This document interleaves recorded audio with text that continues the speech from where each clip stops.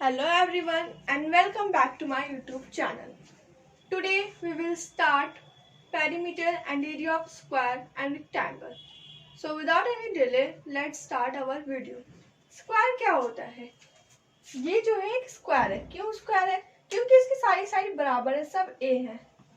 a तो हमने इसे डिनोट किया. अगर हम a को किसी नंबर से ले तो ये भी 2 है, ये भी 2 है, ये भी 2 है और ये भी 2 है. ठीक है, मतलब इसके चारों साइड बराबर होती है, उन्हें हम स्क्वायर कहते हैं. ठीक है, तो फिर रेक्टेंगल किसे कहते हैं? जिसकी दो साइड बराबर होती है. ये देखिए एल एल बी बी लिखा है. एल एल बी बी का मतलब होता है, एल का मतलब होता है लेंथ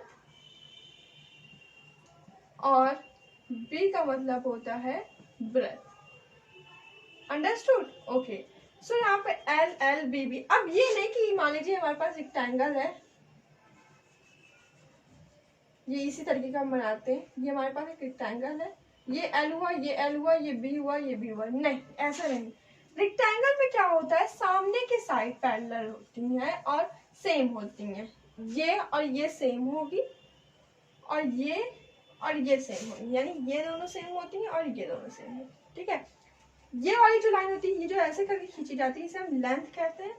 और जो ये वाली होती है, जो ऐसे करके खींची जाती है, इसे हम ब्रेथ कहते हैं. अंडरस्टूड? सॉरी, ये लाइन को लेंथ कहते हैं, हाँ, इसको ब्रेथ कहते हैं. ओके, सो अब इसके भी कुछ फॉर्मूलाज होते हैं. पहले हम स्क्वायर के फॉर्मूलाज डिस्कस करेंगे, फिर हम रेक्टेंगल के डिस्कस करेंगे.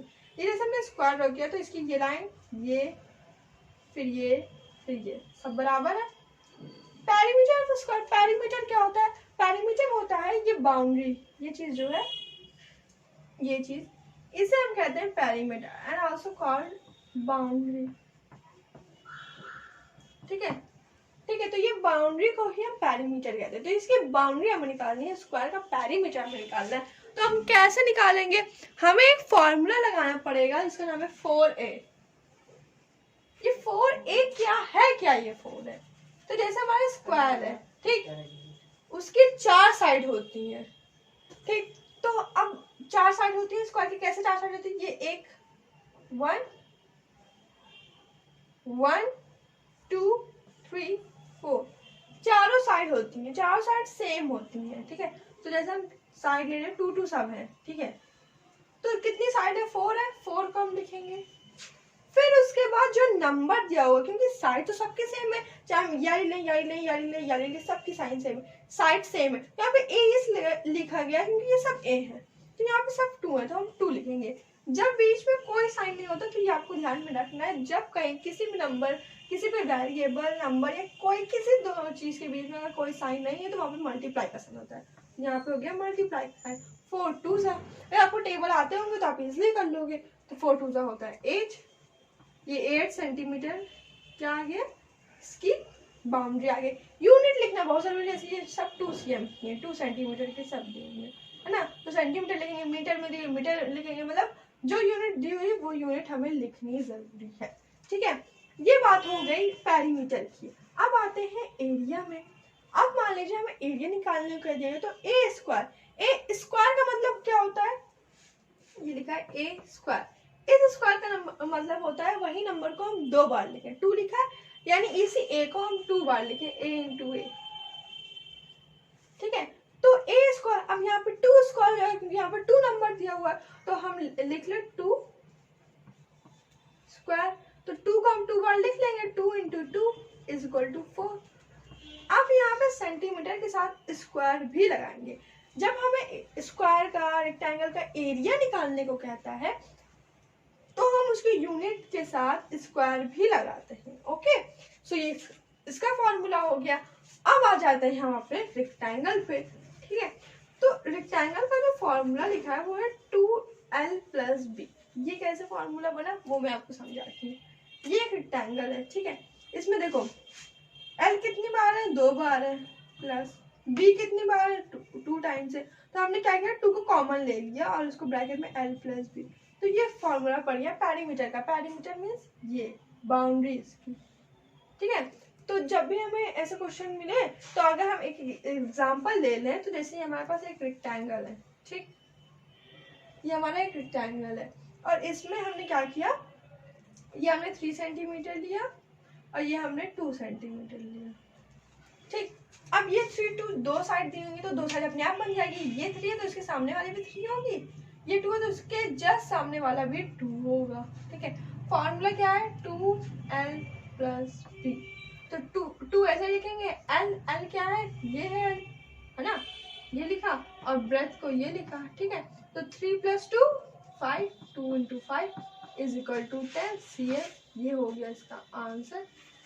कब ये इस तरह से निकालेंगे, जब हमें पेरीमीटर पूछा जाएगा। ठीक है, कभी हम लोग एरिया में हम ऐसे नहीं निकालते। ठीक है, अगर हम एरिया को देख लें कि अगर एरिया पूछ लिया कि एरिया हमें बताइए, तो एरिया कैसे निकालेंगे। एरिया का फॉर्मूला है लेंथ इनटू ब्रेथ, यानी एल, या इसको हम और शॉर्ट करें तो हम LB भी लिख सकते हैं। ठीक है, तो लेंथ क्या है 3 है, 3 को लिख लेंगे, और ब्रेथ क्या है 2 है, 2 को लिख लेंगे। दोनों को हम कर देंगे मल्टीप्लाई, तो मल्टीप्लाई करने पे क्या आएगा, 3 2 होता है 6। अब हमने आपको बताया था स्क्वायर वाले में कि हम जब एरिया निकालते हैं तो उसमें सेंटीमीटर के साथ स्क्वायर भी लगता है। ठीक है, तो 6 सेंटीमीटर स्क्वायर। Okay, understood. अब हम इसके कुछ और क्वेश्चंस डिस्कस कर लेते हैं।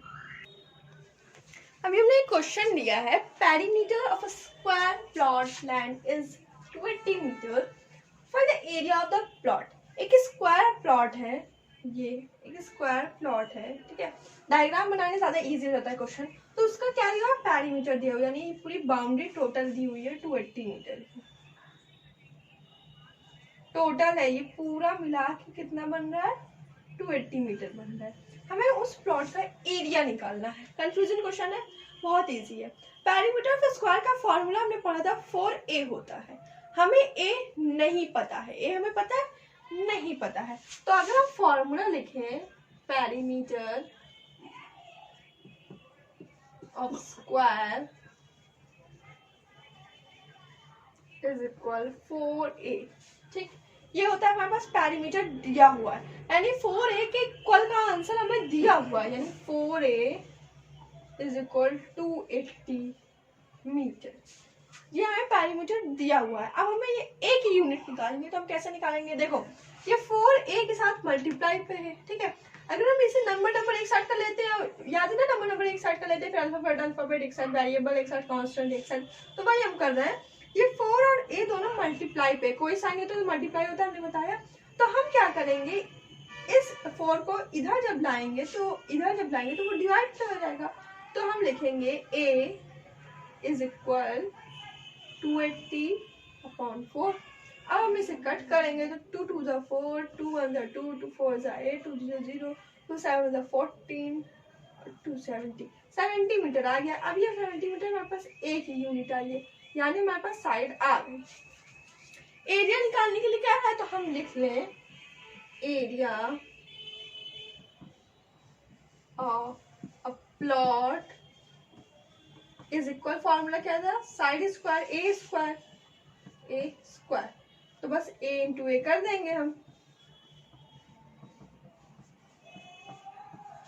इस तरीके से हम कर देंगे। इसमें सबसे इजी, जब इससे 0 0 वाले नंबर आ गए तो क्या करना है, जितने जीरो उनको लिख लो, 2 0 है दोनों में, दोनों को लिख दिया। अब इन दोनों को मल्टीप्लाई करो, 7 7 होता है 49।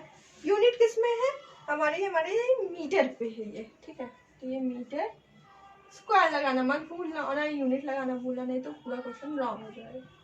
ठीक है, this is the answer of this question. Understood. Perimeter दिया होता है, एरिया निकाला था, पेरीमीटर का फॉर्मूला लगाया 4a जो इसके इक्वल जाएगा 280 मीटर के। फिर इसके बाद हमने इसको जब इसे सॉल्व किया तो हमारे पास एक यूनिट यानी साइड की यूनिट आ गई 70 metre. Area of a plot निकालने के लिए स्क्वायर था प्लॉट, तो उसका फॉर्मूला लगाया a square, area of square था 70 × 70 के, तो 4900 मीटर स्क्वायर हमारे पास आ गया आंसर। ओके, अब ये एक और question, the length and breadth of a rectangular field are in the ratio 5:3. If the perimeter of the field is 4332 meter, find its length and breadth. एक रेक्टेंगल फील्ड है जिसका जो लेंथ और breath है वो रेशियो में दिया हुआ है। रेशियो तो पता है ना, 5:3 पे दिया हुआ है। अगर उसका पेरीमीटर दिया है 432 मीटर, तो हमें लेंथ और ब्रेथ निकालना है। ठीक है, जब भी कोई नंबर इस तरीके से रेशियो में दे दिए हो ना, ऐसे 5:3 या 1:2 या कुछ भी ऐसा रेशियो में दे दिया हो तो हम क्या करते हैं, उन्हें x लगा देते हैं। जैसे 5:3 है तो इसे हम 5x और 3x लिखेंगे, क्योंकि इसके आगे तो कुछ नंबर होगा ना, 5 से ही कुछ नंबर होगा, इसमें 3 से भी कुछ नंबर होगा, वो हमें नहीं पता है। तो लेट x कर लेंगे हम, तो late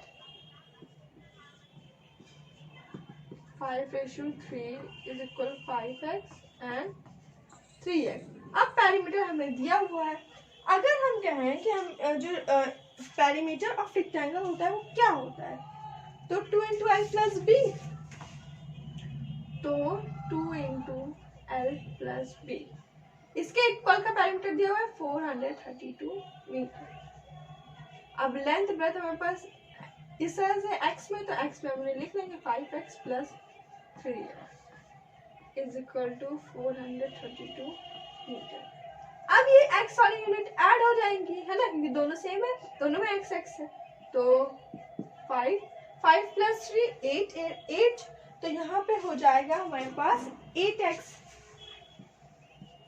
is equal to 432 metre. अब हम या तो कर सकते हैं कि इस 2 को हम इधर ले आए, अगर इस 2 को अगर हम इधर ले आए तो इधर ये मल्टीप्लाई पे, तो ये इधर डिवाइड हो जाएगा आगे, है ना, 2 × 2 = 4, 2 × 1 = 2। अगर आप ऐसा डिवीजन नहीं कर सकते तो आप नॉर्मल डिवाइड कर सकते हो। 2 × 1 = 2, 3 में से 2 गया 1 होता है, 2 × 6 = 12, है ना, कितना है 216। ये अभी ये आंसर नहीं है, अभी 8x भी तो बचा है ये, तो ये जो x है ये फिर से इधर आ जाएगा, है ना, और इज इक्वल 216/8। 2 4 = 8, 2 1 = 2, 2 8 = 16। अब ये फिर कट रहा है, 2 2 = 4, 2 5 = 10, 2 4 = फिर ये कट रहा है, 2 2 = 4, 5 में से 4 गया 1 गया, 2 7 = 14, आया 27। ये 27 किसकी वैल्यू है, x की वैल्यू आई। अभी भी ये आंसर नहीं आया, x कहाँ पर था, 5x 3x था ना, ये था। तो अब जहां ना x है वहां पे हम 27 को पुट कर देंगे, तो लेंथ हो जाएगी हमारे पास, कितनी थी लेंथ, 5x थी, तो हो जाएगी 5 × 27 मीटर, और ब्रेथ थी हमारे पास 3x थी, तो ये हो जाएगी 3 × 27 मीटर। जब आप इन्हें सॉल्व करेंगे 5 × 27 करेंगे तो हमारे पास आएगा 135 मीटर, और जब हम 3 × 27 करेंगे तो हमारे पास आएगा 81 मीटर। ओके।